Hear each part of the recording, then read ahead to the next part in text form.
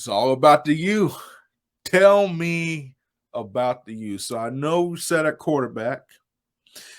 Really know you're set at running back.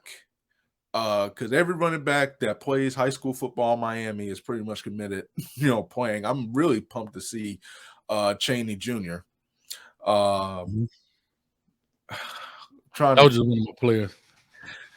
Cheney. Oh, No, oh, no, some of the comment. oh, Ronnie. Ronnie, appreciate you. My question, got two Mhm. questions. I want to start off with the offensive line. Mm. And I want to start tied. So almost tied in an offensive line. Okay. Last year, before the season, I was told that you had a first round, a top 5 pick at right. I kid you not. Hey, I'm kidding you. I kid you not. I know. I Top, know exactly what you mean. yes. And then I watched the Alabama game. And so, listen, I'm never going to clown on a college athlete, but I was trying to figure out. It honestly was like because everybody has a bad game, but I didn't see top 5. And then we talked about it, just the play calling and just everything. Now I don't know what we're going to get from Mario because technically I have no idea what offense he runs. It's depending on who is the offense coordinator. All I know is just a bunch of RPOs. But what can we expect from that offensive line and the tight end Uh, position? I have to say this, and I didn't get a chance to see it. I just saw right before we went live that the offensive line coach Alex Mirabal was talking about how he was impressed with the offensive line so far. Today was their first day in pads.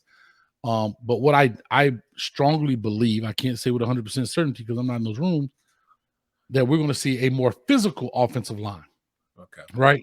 You still can run zone plays and be physical. You don't have to just get in the way and say, "Hey, my man didn't make the tackle." I think we're going to see a lot more physical offensive line play, and I think we're going to see more cognitive offensive line play. I think our guys are going to be a little bit more brighter when it comes to blitz pickups, stunts, twist, those type of things. So that's what we're going to see from the offensive line, and I think the continuity is going to take some time, but I Right. think we can kind of skate away, especially in our first 2 games, by playing Bethune-Cookman. I believe it's Southern Miss. Those Mhm. first 2 games, and really work on that, including the summer and spring ball camps. So let me ask you this. In your opinion, as a coach, knowing the roster that you have some talent at receiver, obviously some transfers, some young guys. Tell me this. In your coaching opinion, I just said it, just listen, I was working, with the Ohio State publication when they were getting ready to play Oregon. The only thing I saw was the RPO.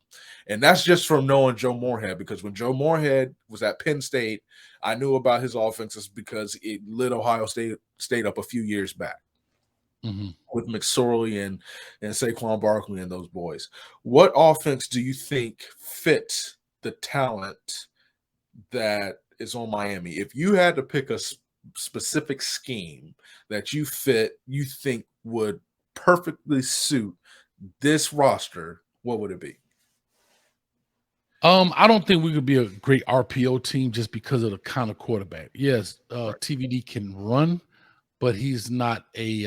I look at him with the speed of an Aaron Rodgers type, right? He's Not mobile. necessarily not. Yeah, he's mobile and he can run. He can get you some first downs, but I don't think he's going to really kill somebody in open field with his feet. Now, can he run and get great yardage? Definitely, he's shown he can do that. I think you can sprinkle a little RPO game in there just to keep people honest. Just like that's the new play action in essence, just to keep people honest. I really think we're good on both ends. We can truly be balanced with a real run heavy, meaning when I say heavy, mean literally physically with our tight ends. If you want to bring in some 12 personnel with 2 tight ends at times and even one receiver and just go real heavy, because you have to remember defenses are recruiting lighter now, Right. right? And so now we can get some people movers in there and make it happen. And then you can come in there and you can go 5 wide because we have enough guys in the receiver room and tight end room that can do that as well. Here's the best part about it. We can come out in one package. Check this package out. I'm just gonna throw this out there and I'm gonna leave it at that. And I missed the tight end, so I'm gonna go back and say that. and there's the thing called personnel, and then there's a thing called pictures. Okay, personnel means when the spotter upstairs looks down, he sees Will Mallory, he sees Elijah Arroyo, right? And then he sees Brashard. Let's just say Knighting out there, right? Mm, Let's just say Knighting, mm, Rooster. So what does he see? 12 personnel. So they start getting that 12 personnel package together. They line up 2 tight ends, Rooster in the backfield, two receivers. Shift and go to 5 wide. Because Elijah Arroyo is elusive enough to run routes, right? Will Mallory's elusive enough, and Knighting is elusive enough. All of those guys can play receiver. But imagine what that does to a defensive mind who has to now, you got to prepare all that within a couple of days of practice. So it can be very multiple in that sense.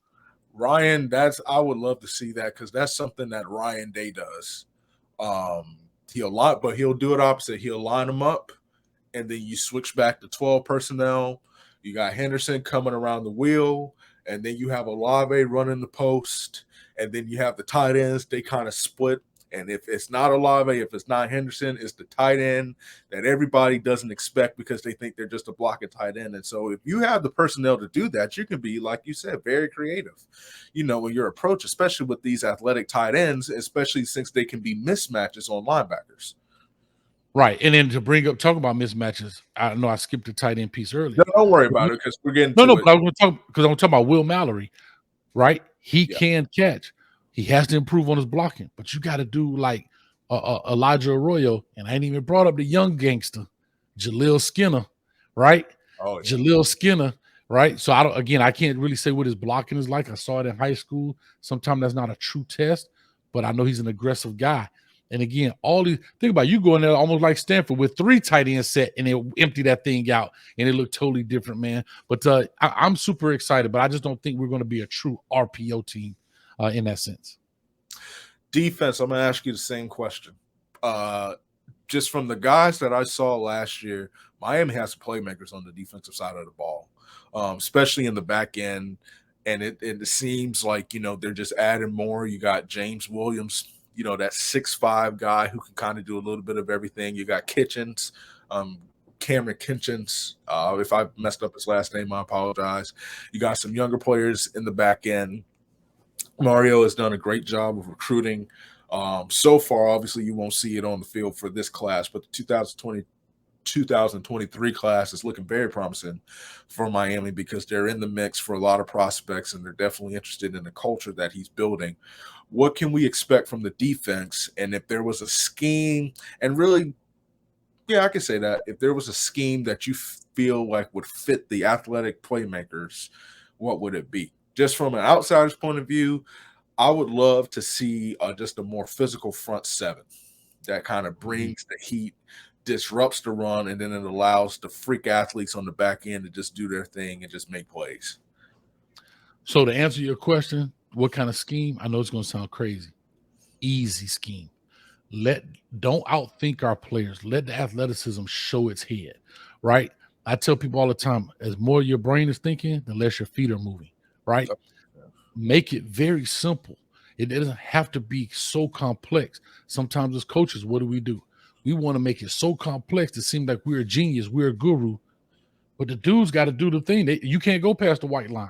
You understand? Right. Leave that genius talk for the coaching clinic. Impress them. They got a coaching clinic coming up. Impress the coaches. But guess what? When you get on the field, let's make it simple. As the old coaching saying is, kids, keep it simple, stupid, and let your athleticism shine.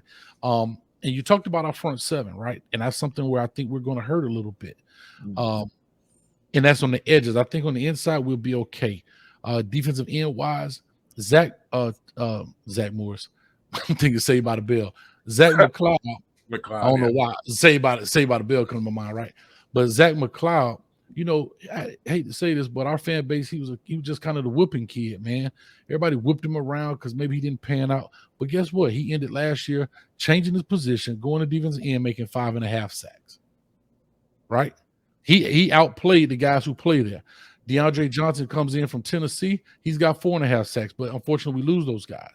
We got other guys coming in like Jafari Harvey and so forth, but we're really young in that position. We got a young Nigel Kelly, and we got a young Cyrus Moss. But again, they're young.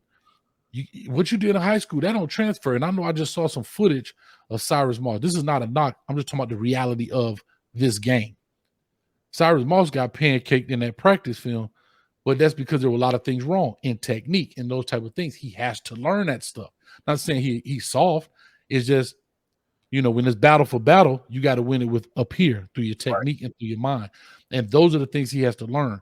I think they should be sprinkled on the field, but if they're coming in starting as true freshmen, I have to say on our edges, we're going to be in trouble. Linebacker play, super excited about Charlie Strong being a linebacker coach. We have some talent there. I know people talking, our linebackers are bad. I hate knocking other coaches, but sometimes it may be the teacher.